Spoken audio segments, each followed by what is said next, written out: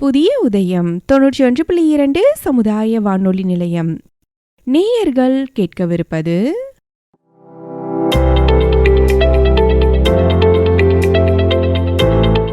மூத்தோருக்கு முதல் வணக்கம். இது மூத்த குடிமக்களுக்கான சிறப்பு நிகழ்ச்சி.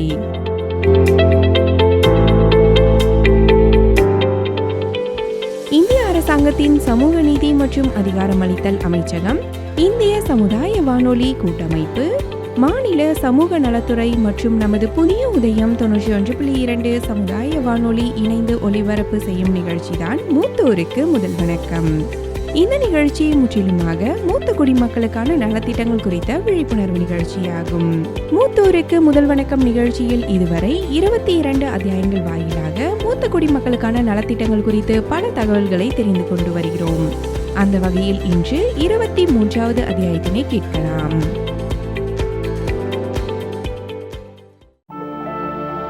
வளர்த்த குழந்தை, அனுபவம் நிறைந்த வாழ்க்கை பாதை, அதுவே முதுமை. நாளெல்லாம் கடந்த பின், வாழ்வெல்லாம் வாழ்ந்த பின், அசைப்போட நினைவுகளையும் அருகில் உறவுகளையும், ஆசையாய் வார்த்தைகளையும் அங்கங்கே கதைகளையும் தேடி அனுபவிக்கும் அழகிய முதுமை பருவம்.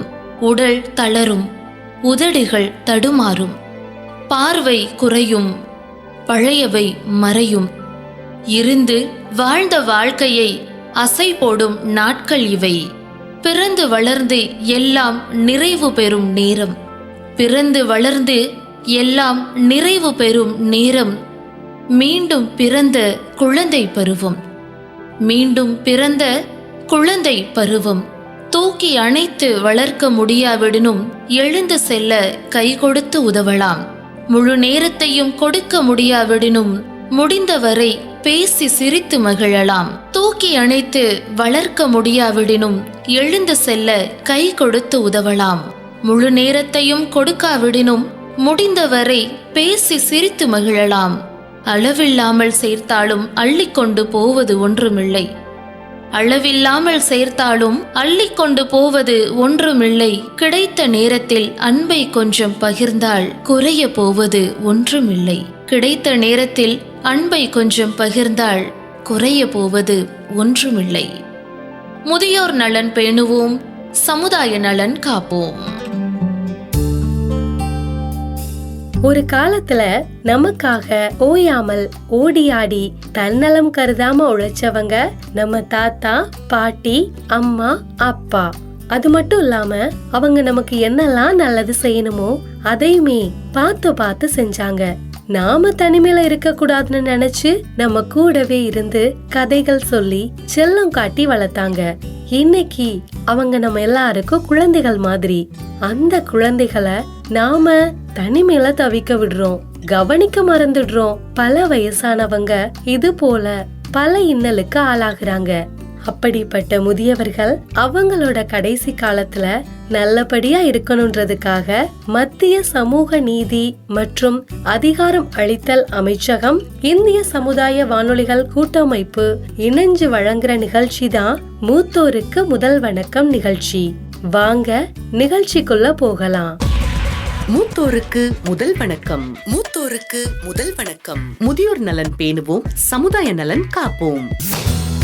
வணக்கம் மக்களே, எல்லாரும் எப்படி இருக்கீங்க? இன்னைக்கு நம்ம வானொலியில மூத்தோருக்கு முதல் வணக்கம் நிகழ்ச்சியில உங்க எல்லாரையும் சந்திக்கிறதுல ரொம்ப மகிழ்ச்சி. வழக்கம் போல என் கூட தாத்தா பாரத் இருக்காங்க. அவங்கதான் நம்ம நிகழ்ச்சியோட பெருமைக்குரிய நபர். பாரத் தாத்தாவை அறிவு களஞ்சியம், அனுபவத்தின் ஊற்று, புன்னகை மன்னன், வாழ்க்கை பாடங்களை நம்ம எல்லாருக்கும் கற்றுத்தரக்கூடிய ஆசான், இப்படி எக்கச்சக்கமா சொல்லலாம். லட்சுமி கண்ணு, தாத்தாவை ரொம்ப புகழ்ந்துட்டமா. இருந்தாலும் என் பேத்தி என்னைய பத்தி இப்படி பேசுறத கேக்குறதுக்கு ரொம்ப சந்தோஷமா இருக்குது. சரிம்மா, நம்ம நேயர்களுக்கு ஒரு வணக்கத்தை சொல்லிடுவோமா? ஓ, தாராளமா சொல்லலாமே. நேயர்கள் மற்றும் சக மூத்த குடிமக்களுக்கு எங்களுடைய வணக்கங்கள். இது வெறும் வானொலி நிகழ்ச்சி மட்டும் இல்ல, வயசானவங்க மற்றவங்களுக்கு சுமையா இல்லைன்னு எல்லாருக்கும் புரிய வைக்கிறதுக்காக எடுத்திருக்கிற ஒரு முயற்சி. அப்படிதானே லட்சுமி? ஆமா தாத்தா, அழகான சிந்தனையோடு இன்னைக்கு ஒரு முக்கியமான தலைப்பை பத்தி தான் பேச வந்திருக்கோம். தாராளமா பேசலாம் கண்ணு. அது என்னன்னா IPSRC அப்படிங்கிற மூத்த குடிமக்களுக்கான ஒருங்கிணைந்த திட்டம். என்ன லட்சுமி கண்ணு, இது ஏதோ கோர்ஸ் மாதிரி பேர் இருக்கு. மக்களும் அப்படிதானே நினைப்பாங்க. ஆனா இது வயசானவங்க மரியாதையோடையும் வசதியோடையும் வாழ வழி செய்யற ஒரு திட்டம் தானே. ஆமா தாத்தா, சில பேரு அப்படி நினைக்க வாய்ப்பு இருக்கு. ஆனா நம்ம தான் இருக்கோம்ல விவரமா எடுத்து சொல்றதுக்கு. இந்த திட்டம் மூலமா சமூக பாதுகாப்பு, நிதி உதவி, சுகாதாரம், அப்புறம் பொழுதுபோக்கு, இப்படி எல்லா வகையான உதவிகளையும் மூத்த குடிமக்கள் பெற முடியும். லட்சுமி கண்ணு, அது மட்டும் இல்ல, வயசானவங்களுக்கு என்னென்ன உரிமைகள் இருக்கு, அப்புறம் யாரையும் சார்ந்து வாழாம சுயசார்பான வாழ்க்கைய எப்படி வாழ்றது, இது எல்லாத்தையும் சொல்லி கொடுக்குது.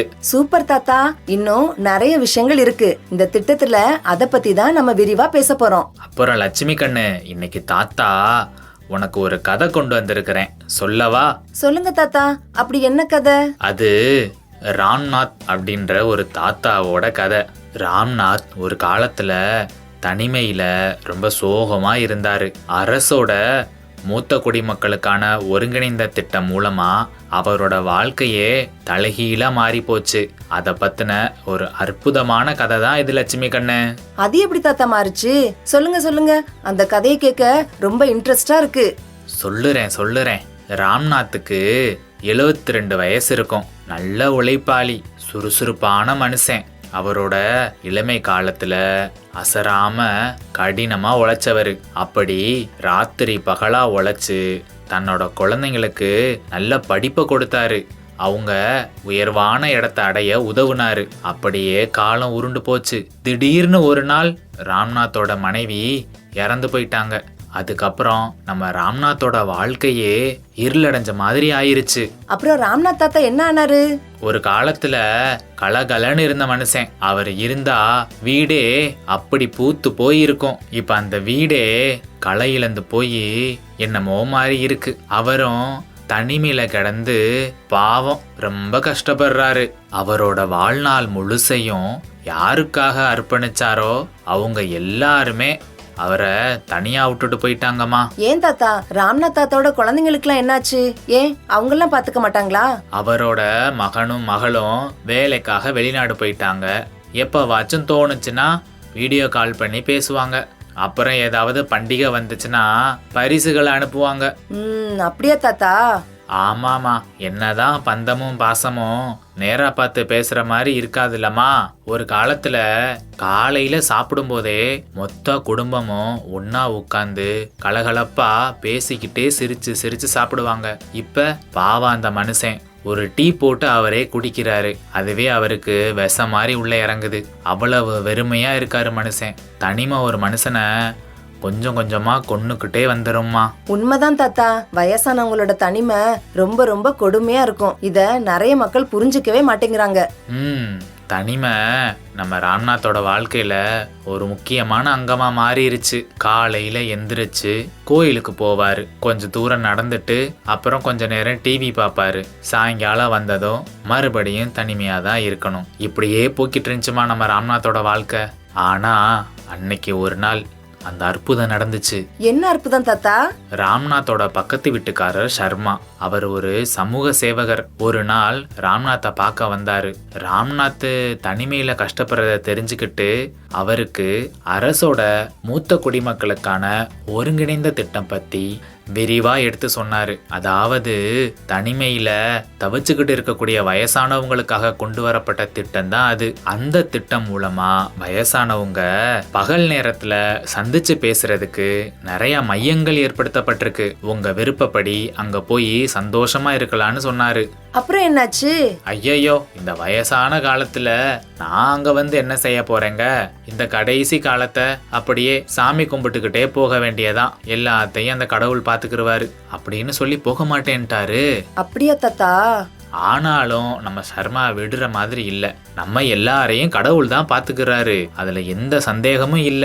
ஆனா நம்மளோட வாழ்க்கைய மகிழ்ச்சியா கொண்டு போக இந்த மாதிரி முயற்சிய நாம தான் எடுக்கணும். நீங்களும் ஒரு டைம் ட்ரை பண்ணி பாருங்களேன் அப்படின்னு ரொம்ப கம்பல் பண்ணாரு. விளைவு ஒரு வழியா நம்ம ராம்நாத் அங்க போய் அதை பார்த்துட்டு வரேன்னு சொல்லி கிளம்புனாரு. அதுக்கப்புறம் லட்சுமி, நடந்த சம்பவமே வேற, ஒரு படம் பார்த்த மாதிரி இருந்துச்சு. அப்படியா தாத்தா? ரொம்ப இன்ட்ரெஸ்டா இருக்கே கதை. அடுத்து என்னாச்சு?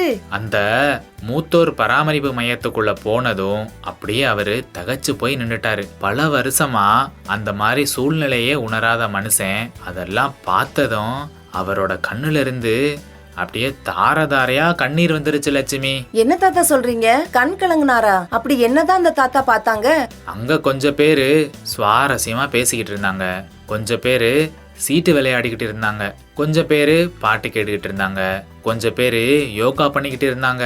சூப்பர் தாத்தா. அது மட்டும் இல்ல லட்சுமி, வயசானவங்களுக்கான எல்லா வசதிகளையும் கொண்ட ஒரு பெரிய மண்டபமும் அங்க இருந்துச்சு. அங்க புத்தகங்கள் அடுக்கி வைக்கப்பட்டிருந்துச்சு, ஓவியம் வரைகிறதுக்கு ஒரு கலைப்பிரிவு இருந்துச்சு, ஒருத்தர் ஹார்மோனியம் வாசிச்சுக்கிட்டு இருந்தாரு, ஒருத்தர் பாட்டு பாடிக்கிட்டு இருந்தாரு. கிட்டத்தட்ட ஒரு மியூசிக்கல் ரூம் மாதிரி இருந்துச்சு அது. இது எல்லாத்தையும் பார்த்துட்டு நம்ம ராம்நாத்துக்கு என்ன நம்பவே முடியல, இப்படி ஒரு இடம் இருக்கா என்ன அப்படின்னு தகச்சு போயிட்டாரு. கதை ரொம்ப இன்ட்ரெஸ்டிங்கா போயிட்டு இருக்கு தாத்தா. மேல சொல்லுங்க. ராம்நாத் எல்லாத்தையும் அப்படியே அமைதியா உக்காந்து பார்த்துக்கிட்டே இருந்தாரு. அப்புறமா கொஞ்சம் கொஞ்சமா அவங்க கூட பேச ஆரம்பிச்சாரு. அதுக்கப்புறம் அடிக்கடி அந்த மையத்துக்கு போக ஆரம்பிச்சாரு. நிறைய நண்பர்கள் கிடைச்சாங்க. இப்ப நம்ம ராம்நாத் அந்த நண்பர்கள் கூட சிரிச்சு ரொம்ப சந்தோஷமா இருக்காரு. ராம்நாத் தாத்தா ரொம்ப பிஸி ஆயிட்டாருன்னு சொல்லுங்க. நம்ம ராம்நாத் கூட இளம காலத்துல நல்லா பாடுவாரு, வயசானதுனால பாடாமையே இருந்தாரு. இந்த மையத்துல ஒரு நாள் எல்லாரும் அவரை யதார்த்தமா பாட சொன்னாங்க. அவர் ஃபர்ஸ்ட் என்னாலலாம் முடியாதுன்னு சொன்னாரு. அப்புறமா பாட ஆரம்பிச்சாரு பாருங்க. அப்பப்பா, என்ன ஒரு வாய்ஸு! செம்மையா பாடினார் லட்சுமி. எல்லாரும் கொண்டாடினாங்க. அவரோட இசை மலையில அப்படியே மெய் மறந்துட்டாங்கன்னு சொல்லலாம். அதுக்கப்புறம் என்ன, அந்த கூட்டத்துல அவரு முக்கியமான நபராகிட்டாரு. கவிதை எழுதி கூட வாசிச்சாருன்னா பாரேன். செம கதை தாத்தா. ஒரு காலத்துல தனிமையில இருந்த நம்ம ராம்நாத் தாத்தாவுக்கு இப்போ இந்த மூத்த குடிமக்களுக்கான ஒருங்கிணைந்த திட்டம் மூலமா புதுசா குடும்பம் கிடைச்சிருக்கு. உண்மைதான் லட்சுமி கண்ணு. இந்த திட்டத்தின் மூலமா ராம்நாத் வாழ்க்கை மட்டும் இல்ல, பல ஆயிரக்கணக்கான வயசானவங்களோட வாழ்க்கையிலையும் மாற்றங்கள் வந்திருக்கு. வயசானவங்களுக்கு புது உற்சாகத்தையும் தன்னம்பிக்கையையும் கொடுக்கறதுக்கு தான் இந்த திட்டம். ஆமா நண்பர்களே, மூத்த குடிமக்களுக்கான ஒருங்கிணைந்த திட்டம் ஒரு மேஜிக் மாதிரி. இந்த திட்டத்தின் மூலமா மூத்த குடிமக்களுக்கு ஒரு புதிய குடும்பம் கிடைக்குது, ஒரு புதிய உலகமும் கிடைக்குது. தாத்தா, நீங்க அடிக்கடி சொல்வீங்கல்ல, நம்மளோட அறிவை நம்ம அதிகப்படுத்தணும்னா நம்ம புத்திசாலி ஆகிடுவோன்னு. அதனால இந்த மூத்த குடிமக்களுக்கான ஒருங்கிணைந்த திட்டம் இன்னும் என்னென்ன வசதிகளை மூத்த குடிமக்களுக்கு வழங்குறாங்கன்னு கொஞ்சம் சொல்றீங்களா? லட்சுமி கண்ணு, நீ உண்மையிலேயே புத்திசாலிதாம்மா. நீ ஆர்வமா இருக்கிறத பார்த்தா எனக்கு ரொம்ப சந்தோஷமா இருக்குது. இந்த மூத்த குடிமக்களுக்கான ஒருங்கிணைந்த திட்டம் அரசாங்கத்தோட நல்ல முயற்சி. வயசானவங்க சுயசார்போட மகிழ்ச்சியா இருக்க இது உதவும். இப்போ குழந்தைங்களுக்கு பள்ளிக்கூடத்துல விளையாட்டு மைதானம் எவ்வளவு முக்கியமா பார்க்கப்படுதோ, அதே மாதிரி பெரியவங்க ஆரோக்கியமா சுறுசுறுப்பா பாதுகாப்பா இருக்க நல்ல சூழலை உருவாக்கி கொடுக்கறது ரொம்ப முக்கியம். அவங்க விருப்பப்படக்கூடிய நண்பர்களோட அங்கே போய் உக்காந்து ஜாலியாக நேரத்தை செலவழிக்க இந்த திட்டம் ரொம்ப முக்கியமான ஒன்றா இருக்குமா. அற்புதமான திட்டமா இருக்கே தாத்தா. ஆமா லட்சுமி கண்ணு, நம்ம அந்த கதையில கேட்ட மாதிரியே பாட்டு கேட்கறது, பாட்டு பாடுறது, டான்ஸ் ஆடுறது, கதை கவிதைகள் எழுதுறது, புத்தகம் படிக்கிறது, தியானம், யோகா, உடற்பயிற்சின்னு எக்கச்சக்கமான விஷயங்கள் இருக்கு. அது மட்டும் இல்ல, தோட்டக்கலைகளில் ஈடுபடுறது, டிராயிங் பண்றது, இப்படி எல்லா வசதியுமே அந்த மையங்கள்ல இருக்குமா. உனக்கு இதெல்லாம் கேட்கும்போது கண்டிப்பா ஆச்சரியமா இருக்கும்ல லட்சுமி. ஆமா தாத்தா, எத்தனை வசதி செஞ்சு கொடுக்கறாங்க. உங்களுக்கு அங்க போக ஆசையா இருக்கா என்ன? எனக்கும் மனசுல கொஞ்சம் ஆசை இருக்கதான் செய்யுது. ஆனா உன் கூட விளையாடும் போது கிடைக்கிற சந்தோஷம் இருக்குதே, அது ரொம்ப பெருசுமா. இன்னும் இந்த திட்டத்துல நிறைய வசதிகள் இருக்குது, அதையும் சொல்றேன் கேளு. சொல்லுங்க சொல்லுங்க. சுகாதார வசதிகள், மருத்துவ கண்காணிப்பு, இலவச மருத்துவ பரிசோதனை, வீடியோ கான்ஃபரன்ஸ் மூலமா டாக்டர்ஸ் கிட்ட பேசி தேவையான ஆலோசனை பெறுறது, ஹாஸ்பிட்டல் போக முடியாத வயசானவங்களுக்கு நடமாடும் மருத்துவமனை மூலமா அவங்களுக்கு தேவையான சிகிச்சையை கொடுக்கறது, இலவசமா மருத்துவ உபகரணங்கள், மருந்துகள், இது எல்லாமே கிடைக்க பண்றது. இப்படி எல்லா வசதியுமே இது மூலமா கிடைக்குமா? நல்ல விஷயம் தாத்தா. இது மூலமா வயசானவங்களோட சுகாதார தேவைகளையும் கவனிச்சுக்க முடியும். ஆமா, உடல் ஆரோக்கியம் எவ்வளவு முக்கியமோ அதே மாதிரி மன ஆரோக்கியமும் முக்கியமா. மன அழுத்தத்துல இருக்கவங்க, தனிமையில இருக்கவங்களுக்கு உளவியலாளர்கள் மூலமா மனநல ஆலோசனையும் கொடுக்கப்படுது. சரி தாத்தா, இந்த திட்டத்தின் மூலமா இன்னும் எவ்வளவு நன்மைகள் இருக்குன்னு சொல்றீங்களா? இந்த திட்டங்கள் மூலமா நமக்கு இருக்கக்கூடிய நன்மைகள் என்னங்கிறதையும் சொல்றேம்மா. பல வயசானவங்க இன்னைக்கு கடைசி காலத்துல நிதி நெருக்கடியை எதிர்கொள்றாங்க. அவங்க சுயமா இருக்கிறதுக்காக இது உதவும். ஓய்வூதிய திட்டங்கள், அவங்களோட சொத்து மற்றும் உரிமைகளை பாதுகாக்க சட்ட ஆலோசனை, வயசானவங்க அவங்களோட தனித்திறன்களை வளர்த்து கொள்றதுக்கும் கைவினை பொருட்களை செய்ய கற்றுக்கொள்றதுக்கும், தையல், எம்ப்ராய்டிங், இசை, இப்படி அவங்களோட திறமைகளை வளர்த்துக்கிறதுக்கு எல்லா விதமான உதவிகளையும் இந்த திட்டத்தின் மூலமா பெற முடியுமா? வாவ், சூப்பர் தாத்தா. முதியவர்களுக்கு உதவியெல்லாம் இருக்குல்ல, அதை பற்றி நிறையா நீ கேள்விப்பட்டிருப்ப. வயசானவங்களுக்கு ஏதாவது ஒரு பிரச்சனை இருந்தா அதை சரி பண்ணுறதுக்கு வழிகாட்டக்கூடியது தான் இந்த முதியவர்களுக்கான உதவியன் 145667. இது ஒரு நல்ல திட்டம் தாத்தா. ஆனா எங்களுக்கு வயசானதுக்கு அப்புறம் இந்த மாதிரி திட்டங்கள்லாம் இருக்குமா என்ன? லட்சுமி கண்ணு, பெரிய ஆசைதான். ஆனா உனக்கு வயசாகும்போது இதை விட நல்ல திட்டங்கள் கூட வரலாம். இப்போதைக்கு இருக்கிற எல்லா திட்டங்களையும் வயசானவங்களுக்கு கொண்டு போய் சேர்க்கணும், அதுதான் ரொம்ப முக்கியம். ஆஹா, கண்டிப்பா தாத்தா. என்னோட ஃப்ரெண்ட்ஸ் கிட்டயும் இத பத்தி சொல்றேன். அவங்க தாத்தா பாட்டிக்கும் இது உதவியா இருக்கும்ல. நீ இப்படி சொல்றது ரொம்ப பெருமையாவும் சந்தோஷமாவும் இருக்கு. சரி சரி, ரொம்ப நேரமா நான் தான் பேசுறேன். இன்னைக்கு நிகழ்ச்சியில நீ எதுவும் பேசலையா?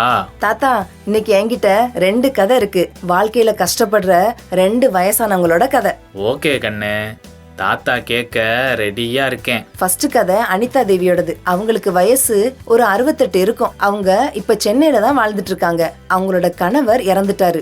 அதுக்கப்புறம் அவங்களோட வாழ்க்கை எப்படி இருந்துச்சுன்னா... எப்படி இருந்துச்சுடா லட்சுமி கண்ணு?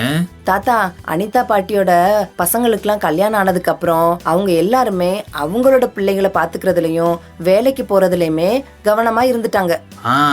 ஐயோ, அப்புறம்? அதுக்கப்புறம் என்ன, அனிதா பாட்டி 4 சுவத்துக்குள்ளேயே நாள் பூராவும் தனிமையில கழிச்சாங்க. அவங்க கூட பேசி சிரிக்க கூட யாருமே இல்ல. அது அவங்களுக்கு ரொம்பவே கஷ்டமா இருந்துச்சு. அப்புறம்? ஆமா தாத்தா, ஜாலியான பொண்ணா இருந்தவங்க இப்ப ரொம்ப சோர்வா, சோகமா, சுறுசுறுப்பே இல்லாம அமைதி ஆயிட்டாங்க. மொபைல் பாக்குறது, டிவி பாக்குறது, இப்படி எதுலயுமே ஆர்வம் இல்லாம சலிப்பாவே உணர்ந்தாங்க. இன்னும் சொல்ல போனா அவங்களோட தனிமை கொஞ்சம் கொஞ்சமா அவங்கள கொன்னுகிட்டே இருந்துச்சு. ரொம்ப பாவம்லமா அவங்க. பாவம் தான் தாத்தா. ஆனா ஒரு நாள் அந்த மாற்றம் நடந்துச்சு. அனிதா பாட்டியோட பக்கத்து வீட்டுக்காரர் மூத்த குடிமக்களுக்கான ஒருங்கிணைந்த திட்டத்தின் கீழே இயங்கக்கூடிய பகல் நேர பராமரிப்பு மையத்தை பத்தி சொன்னாரு. நல்ல விஷயம் கண்ணு.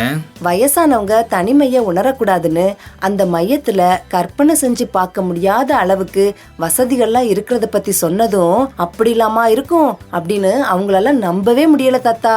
மொத தடவை கேட்கும்போது அவங்களுக்கு அப்படிதானமா இருக்கும்.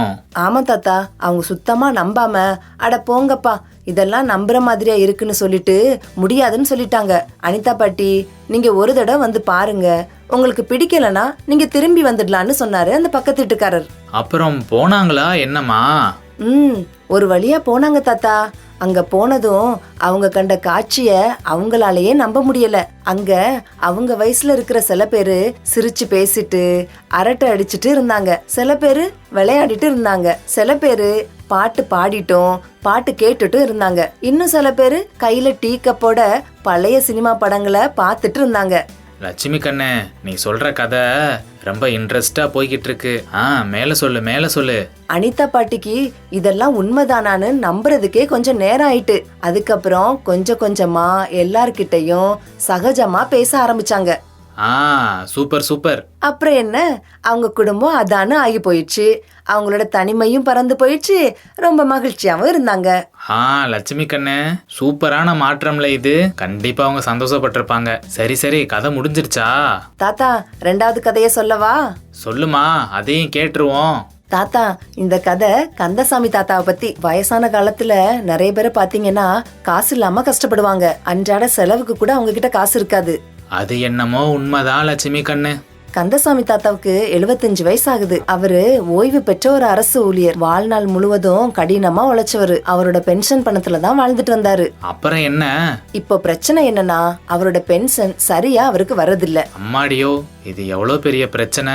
கந்தசாமி தாத்தா ஒவ்வொரு நாளும் ஆபீஸா இந்த பென்ஷன் சம்பந்தமா அலைஞ்சுக்கிட்டே இருந்தாரு. ஐயோ பாவம். ஒவ்வொரு மாசமும் பேங்க்ல போய் கேட்கும் போதெல்லாம் சரியா பதில் சொல்லாம அலக்கழிச்சாங்க. சிஸ்டம்ல ப்ராப்ளமா இருக்கு, இன்னைக்கு போயிட்டு நாளைக்கு வாங்க, நாளை கழிச்சு வாங்கன்னு தாத்தாவை நடையா நடக்க வச்சாங்க. ச்சே, இந்த வயசான காலத்துல மனுஷனை எப்படி அலக்கழிக்காங்க. எவ்வளவு கஷ்டப்படுவார் அந்த மனுஷன்.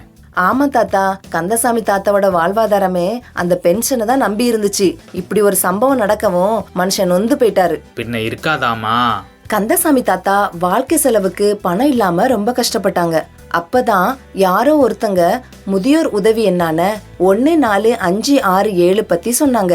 உடனே நம்ம கந்தசாமி தாத்தா அந்த நம்பருக்கு கால் பண்ணதும், கால் அட்டன் பண்ண உதவி மைய ஊழியர்கள் சரியான தகவல்களை வழங்கினது மட்டும் இல்லாம சம்பந்தப்பட்ட துறைக்கும் புகாரை பதிவு செஞ்சாங்க. இனிமே நீங்க பேங்க் போக வேண்டாம், உங்க அக்கௌண்ட்லயே சரியா பென்ஷன் வந்துருன்னு சொல்லி 2-3 நாள்லயே அந்த பிரச்சனைய சரி பண்ணாங்க. சூப்பர் லட்சுமி கண்ணு. உண்மையாவே மூத்த குடிமக்களுக்காக அரசு இந்த உதவி எண்ணை கொண்டு வந்திருக்கிறது அவங்களுக்கு ஒரு மிகப்பெரிய வரப்பிரசாதம். முக்கியமா ஒரு பாதுகாப்பு கேடயம்னே சொல்லலாம். ஆமா தாத்தா, அதனால இந்த திட்டத்தை பத்தி கண்டிப்பா எல்லா பெரியவங்களுக்கும் நம்ம சொல்லணும். வயசானவங்கள கண்ணியமா, தன்னம்பிக்கையா, மகிழ்ச்சியா வாழ வழி சிற திட்டம் தான் இது. கரெக்டாக சொன்ன லட்சுமி கண்ணு. நம்ம வீட்டில் இருக்கக்கூடிய வயசானவங்க இல்லை நம்ம சமூகத்தில் இருக்கக்கூடிய வயசானவங்களுக்கு ஏதாவது பிரச்சனை வந்துச்சுன்னா அவங்க இந்த திட்டத்தை அணுகுனாங்கன்னா கண்டிப்பா அவங்களுக்கு நல்ல பலன் கிடைக்கும். மூத்த குடிமக்களுக்கான ஒருங்கிணைந்த திட்டம் அனிதா பாட்டியோட வாழ்க்கையிலையும் கந்தசாமி தாத்தாவோட வாழ்க்கையிலையும் எவ்வளவு பெரிய மாற்றத்தை கொண்டு வந்திருக்கு. செம தாத்தா. நிச்சயமா கண்ணு. பெரியவங்க நம்ம குடும்பத்தோட அடித்தளம் மட்டும் இல்லை, ஆணி வேறே அவங்க தான். அப்படிப்பட்ட வயசானவங்களை பார்த்துக்கிறது நமக்கு கிடைச்ச பாக்கியம். வயசானவங்க தனியா இருக்கீங்கன்னு நினைச்சு உங்களோட நம்பிக்கையை இழக்காதீங்க. மூத்தோருக்கான ஒருங்கிணைந்த திட்டம் நீங்க வாழ்றதுக்கான வசதிகளை கொடுக்கறது மட்டும் இல்லாம நீங்க யாரும் தனியா இல்ல, உங்க கூட நாங்க குடும்பமா இருக்கோங்கிற நம்பிக்கையை கொடுக்கும். சரியா சொன்ன லட்சுமி கண்ணு. நம்ம கிளம்ப வேண்டிய நேரம் வந்துருச்சு. நிறைய விஷயம் பேசியிருக்கோம். ஒரு கதை இல்ல, 2 கதை இல்ல, இன்னைக்கு நம்ம நேயர்களுக்கு 3 கதை சொல்லியிருக்கோம். நேயர்களே, கதை கேட்கறது முக்கியம் இல்ல, கதையோட கருத்தை நம்ம வாழ்க்கையில செயல்படுத்தணும். கண்டிப்பா இந்த நிகழ்ச்சிக்கு அப்புறம் உங்களை சுற்றி இருக்கிற பெரியவங்களை நீங்கள் நல்லா பார்த்துக்கிறீங்கன்னு நம்புகிறோம். நாங்கள் போயிட்டு வரோம்.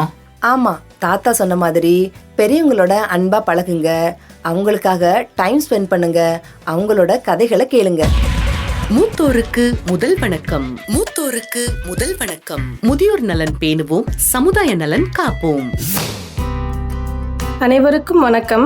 ராமநாதபுரம் மாவட்ட சமூக நலத்துறையின் சார்பில் மூத்த குடிமக்களுக்கான பராமரிப்பு நலச்சட்டம் பத்தி உங்க அனைவர்கிட்டையும் பகிர்ந்துக்கிறதுல மகிழ்ச்சி. தற்போதைய சமூக பொருளாதார சூழல்ல கல்வி, வேலைவாய்ப்பு, தனி குடும்பம் போன்ற காரணங்களால பெரும்பாலும் முதியோர்கள் தனிமைப்படுத்தப்படுகிறார்கள். 60 வயதிற்கு மேற்பட்ட மூத்த குடிமக்களின் பாதுகாப்பினையும் பராமரிப்பினையும் உறுதி செய்யும் வகையில் பெற்றோர் மற்றும் மூத்த குடிமக்களுக்கான பராமரிப்பு நலச்சட்டமானது கடந்த 2007ஆம் ஆண்டு முதல் நம்ம தமிழக அரசால் இயற்றப்பட்டு நடைமுறைப்படுத்தப்பட்டு வருகிறது. இந்த சட்டத்தில் பெற்றோர் மற்றும் மூத்த குடிமக்களை பாதுகாப்பது அவர்களின் குழந்தைகள் மற்றும் அவர்களின் சட்டப்பூர்வ வாரிசுகளின் கடமை என்பதை வலியுறுத்தி இந்த சட்டமானது இயற்றப்பட்டது.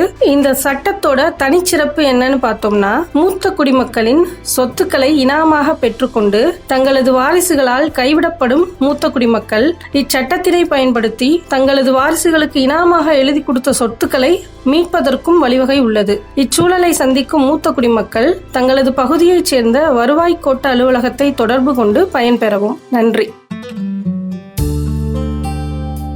பெரியவங்க ஆலமரம் மாதிரி. அந்த ஆலமரத்தை விழுதுகள் எப்படி தாங்கி நிற்குதோ அதே போல நாம விழுதுகளா இருந்து அவங்கள தாங்கி நிற்கணும். அப்படி தாங்கி நிக்காத போது தாய்மரம் விழுந்துட்டா விழுதுக்கும் மதிப்பு இல்லாம போயிடும். பெரியவங்களுடைய உணர்வுகளுக்கு மதிப்பளிங்க, அவங்களோட தனிமையை போக்குங்க, மன நிறைவை கொடுங்க. இதோட மத்திய சமூக நீதி மற்றும் அதிகாரம் அளித்தல் அமைச்சகம் இந்திய சமுதாய வானொலிகள் கூட்டமைப்போட இணைந்து வழங்கின இந்த மூத்தோருக்கு முதல் வணக்கம் நிகழ்ச்சி நிறைவடைஞ்சது. மறுபடியும் அடுத்த நிகழ்ச்சியில சந்திக்கிறோம். நன்றி.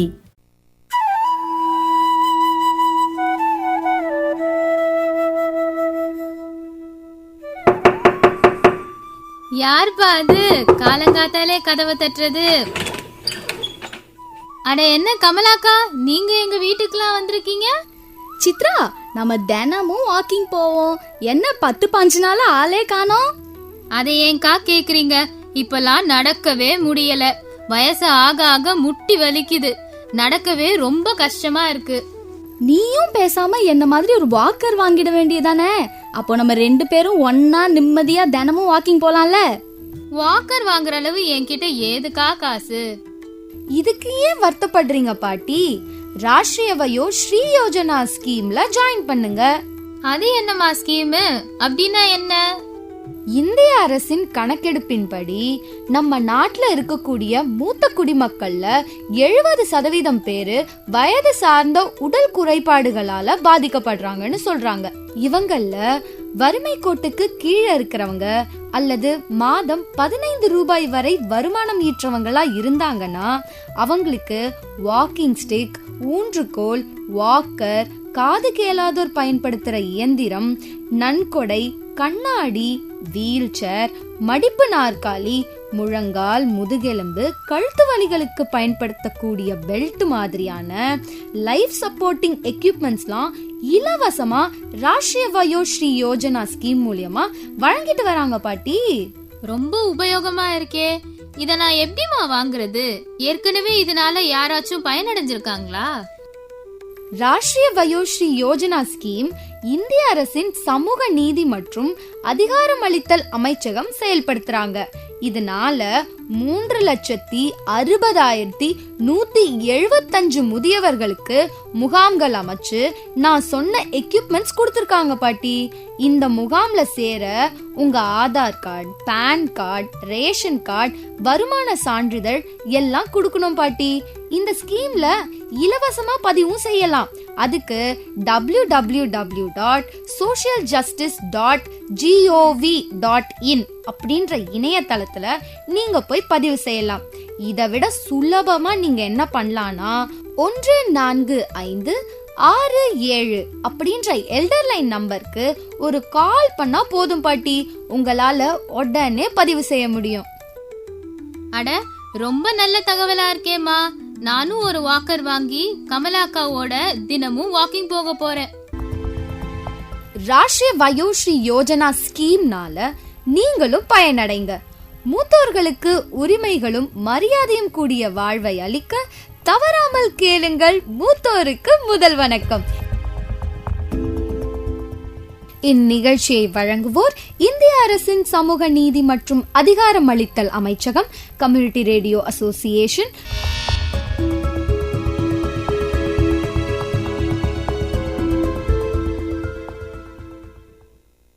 உன்னை பெற்ற தந்தை தாயை மறக்க முடியுமா?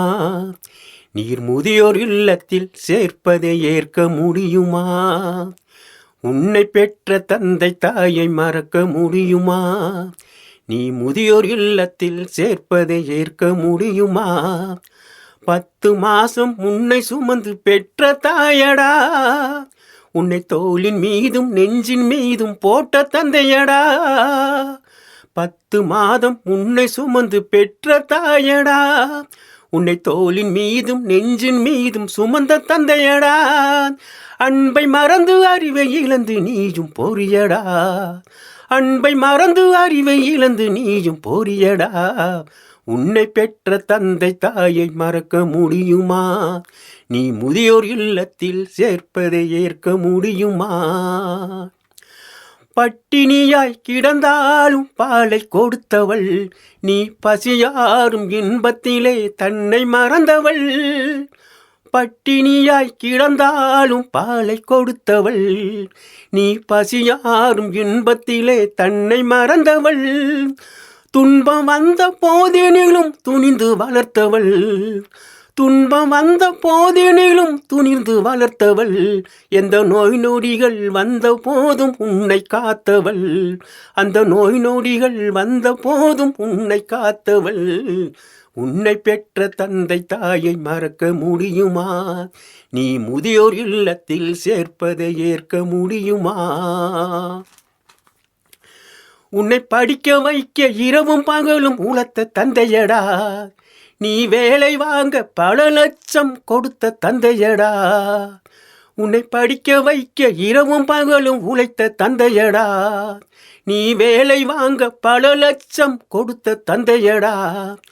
உனக்காக அனைத்தையுமே இழந்த பெற்றோர்கள், உனக்காக அனைத்தையுமே இழந்த பெற்றோர்கள். நீ நன்றி கெட்ட மனிதனாக நீயும் இருப்பதேன், நீ நன்றி கெட்ட மனிதனாக நீயும் இருப்பதேன். உன்னை பெற்ற தந்தை தாயை மறக்க முடியுமா? நீ முதியோர் இல்லத்தில் சேர்ப்பதை ஏற்க முடியுமா? உன்னை பெற்ற தந்தை தாயை மறக்க முடியுமா? நீ முதியோர் இல்லத்தில் சேர்ப்பதை ஏற்க முடியுமா? 10 மாதம் உன்னை சுமந்து பெற்ற தாயடா, உன்னை தோளின் மீது நெஞ்சின் மீதும் போட்ட தந்தையடா. 10 மாதம் உன்னை சுமந்து பெற்ற தாயடா, உன்னை தோளின் மீதும் நெஞ்சின் மீதும் சுமந்த தந்தையடா. அன்பை மறந்து அறிவை இழந்து நீயும் போரியடா, அன்பை மறந்து அறிவை இழந்து நீயும் போரியடா. உன்னை பெற்ற தந்தை தாயை மறக்க முடியுமா? நீர் முதியோர் உள்ளத்தில் சேர்ப்பதை ஏற்க முடியுமா? நீ முதியோர் இல்லத்தில் சேர்ப்பதை ஏற்க முடியுமா?